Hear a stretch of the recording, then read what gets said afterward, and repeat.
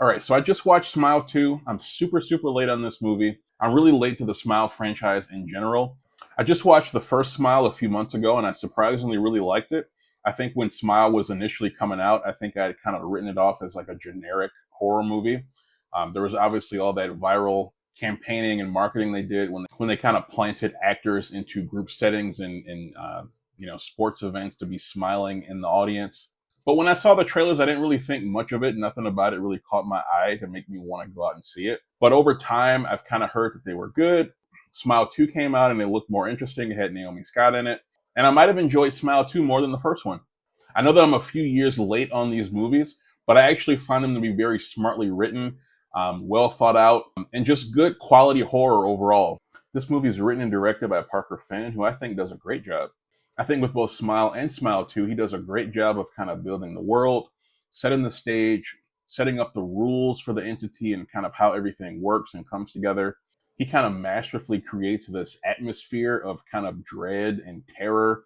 He does a really good job of putting you in the shoes of the characters in the movie, and you can kind of experience the kind of fear and nightmare and them kind of being hunted by this entity throughout the movie. Right now, he's only made the first Smile and Smile 2, but I feel like he has a very unique voice, and I'm looking forward to see what he kind of has next in store. I don't know if he's going to stick just with horror, but I feel like he is a great new voice in the horror sphere, and I'm really looking forward to seeing what he does next. In Smile 2 in particular, I felt like all the acting was really great, especially Naomi Scott. I feel like she did a great job as Sky Riley. She really does a good job of kind of embodying the dread and the kind of terror that these characters experience in these Smile movies. I actually find these movies to be like very fascinating. I feel like each one built a little bit on the last as far as the lore behind the entity that's kind of making all this stuff happen, that's kind of acting as the main antagonist in these movies. I think in each movie we get a little bit more details about the entity. We learn a bit more about how it works, how it hops from one person to the next. We get a little bit more origin, but not so much so that it kind of ruins the mystery of everything.